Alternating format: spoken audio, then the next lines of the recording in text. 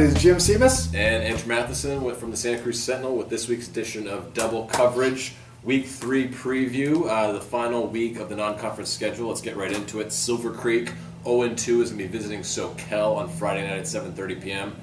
This is going to be, wasn't expected to be a home game for Soquel. They were initially supposed to be playing at Silver Creek in San Jose, but the Raiders' field was not ready or something like that. Yeah. Whatever. It's a Soquel home game. Another one. They get to bounce back after last week's loss against Seaside. Yeah, that's what we're counting on, right? Yeah. Okay. Well, I mean, we're talking about a Silver Creek team that is, once again, 0-2. They play in the San Teresa division of the Boston Valley Athletic League, and they have losses to Independence and Fremont. Yep, so they went 8-2 last year. They got bumped up. They were in the lower West Valley League last year, so they got bumped up to Santa Teresa. Yeah, they don't look like they're playing, like score-wise at least, look like they like playing much defense right now. They've given up 47 points to Fremont and 38 to Independence, and we're going to have a Soquel team that's just fired up. Right? Well, and I mean, the bigger, you mentioned those two numbers, the bigger numbers, the Raiders have allowed 600 yards rushing in 2 games. Yeah. We all know that Soquel, that's what they do. Yeah. Fabian Hale and Ryan Reyes have combined for more than 600 yards, just those two guys. Yeah. Soquel is already closing in on 1,000 yards in the season as a team. I expect Soquel big bounce back week. Totally. Kind of pushing away from Silver Creek pretty early and kind of blowing them out in this one. Yeah. Silver Creek is not Seaside. That's all I have to say.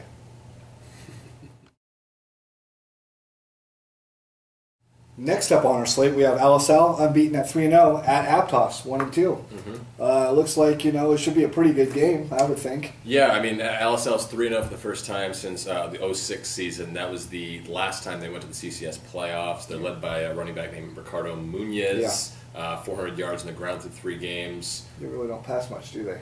Not necessarily, but I mean, with him being their leader, I mean, I like Aptos to kind of focus in. They did that last week with Roger Contreras from Watsonville, bottled him up in the backfield and didn't really let him do much of anything. Yeah. I expect the same this week against Muniz. Yeah, when I look at these teams, I look at who they've played, and LSL's beaten, I think, 3 mediocre to horrible teams, perhaps. And just my assessment, they beat Del Mar, a team that Monte Vista crushed. They beat Del Mar 44-0. They beat Alvarez 44-14. There's obviously a lot of talent in Alvarez, but not a great team. And they edged Soledad 7-6.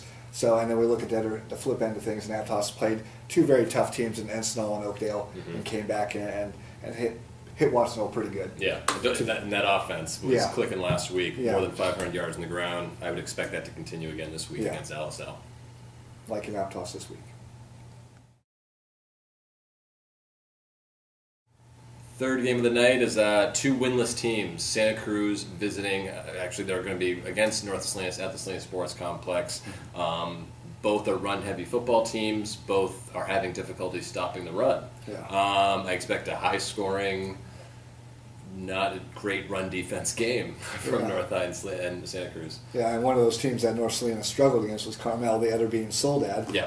But they like to also pass. I mean, they're not great at it. No. But Justin Gutierrez is a little guy that started last year as a sophomore, I believe, and he has a cannon. Yeah. It reminds me a lot of ex-Watsonville quarterback Jerry Alvarez. Yeah. He could scramble. He could throw the deep pass. I just don't know what he has in the way of receivers. They haven't shown much in the passing game yet. Like you said, they've been running pretty decent. So it'll be nice to see if Alex Moore steps up for the Cardinals and leads the power offense, a time-consuming, clock-killing offense. Yeah. I mean, North High is 700 yards already rushing-wise. I think Santa Cruz is close to 1,000 on rushing defense. So it's both teams are having difficulty, like I said, stopping the run. I like North High, slight edge to North High, just what they brought back. I believe it was, a handful of starters on both sides of the ball from last year's team, which struggled in the TCAL. Now they're in the lower division for North High, but I gave them a slight edge against Santa Cruz going into Friday night. Yeah, Santa Cruz won this game against them last year handily, but they had a guy named Jonah Hodges, who's now over at Cal. So personnel changes galore for the Cardinals, and I see it being a good matchup, but I'm really waiting for the Cardinals to show up on defense.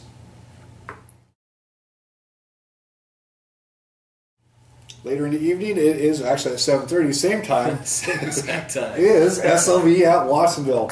SLV coming off a pretty big win over Hillsdale, and Watsonville losing to Aptos last week. How do you think things are going to shake down matchup-wise? I mean, I I like what SLV has been doing. Yeah. Their defense has been outstanding so far. The last two games, they've had 10 turnovers forced. Last game, they had 3, and back-to-back games, the defense has scored a touchdown. Obviously, Watsonville's got a high-powered offense that we've seen for the last 2 weeks, but SLV had a breakout game last week offensively, and I expect the defense to show up again. Exactly. SLV's defense has been showing up every week pretty much, except for the Edison game, but that's whatever. Their defense was there all year round. And they still had 6 picks or whatever. So they've been around. They love to hit. They love to force turnovers. Like you said, that offense is a work in progress. It keeps getting better and better. It looks like. But just in terms of common opponents versus their lifetime series, Watsonville is a team that just doesn't match up well traditionally with SLV since Doug Morris joined the program. I mean, they're looking for their 3rd win since 1995 against the Cougars.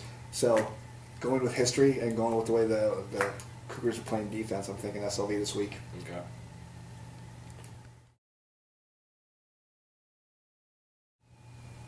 Also at 7:30 on Friday night is MVC visiting King City. MVC, they've 3 games, 176 points total.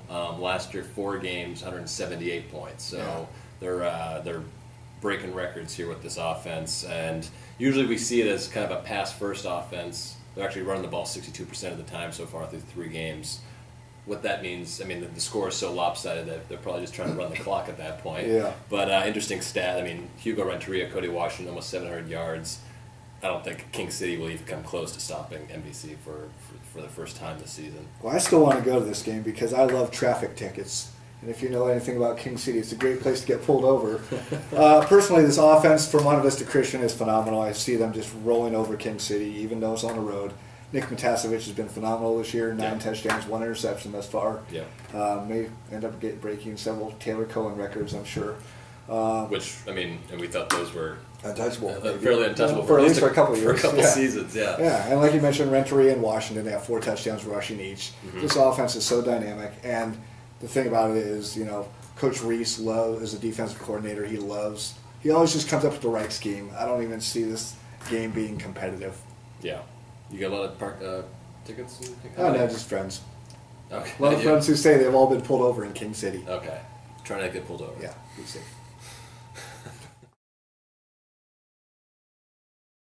And next on our schedule is Paro Valley, coming off a pretty big win over Gonzales at Gilroy this week, winless at 0-3. Pretty big win. Pretty big win. A little bit. Record-setting win for Anthony Cantrell. Yep, and it snapped an 11-game winless streak for PV dating back to last season. This game was supposed to be heralded as kind of the 2 big rushers in the area. Yeah. Brandon Boyd from Gilroy last week had 400 yards going into last week. He was the area's leading rusher. But according to the Gilroy Dispatch, dislocated shoulder for Mr. Boyd and is not going to be out. We don't know how long he's going to be out, but pretty sure he's not going to be playing this game. So he runs on his shoulder? Jesus. Isn't this football? All right. Well, Anthony Cantrell's going to be there, and he breaks records. That's what he does. But I don't see him breaking any this week. I mean, we're talking about a team that plays in the Monterey Bay League Gatlin Division. I don't care if they have lost. They've lost to some pretty good teams. Live Oak, Sobrato, Monte Vista Christian. Yeah. And, if they can replace Mr. Superstar running back over there, I think they should do okay and win this game. Well, Brennan Holler is still there. He's kind of another stud receiver. He filled in a little bit when Boyd went down last week and was kind of going back and forth between the tailback and the wide receiver spot. I think he's combined for about 120 yards on the ground. So they still have weapons in Gilroy. It's going to be a tough test for PV. I don't see them taking it out, and I don't see Cantrell going for 344 yards and 362, whatever it was. So congrats on last week's total. Congrats on last week, and we're going to go with Gilroy getting their first win. That does it for Friday's games. Check out, there's another video on SantaCruzSentinel.com highlighting Saturday's contest for Week 3 in Santa Cruz County football. Check it out.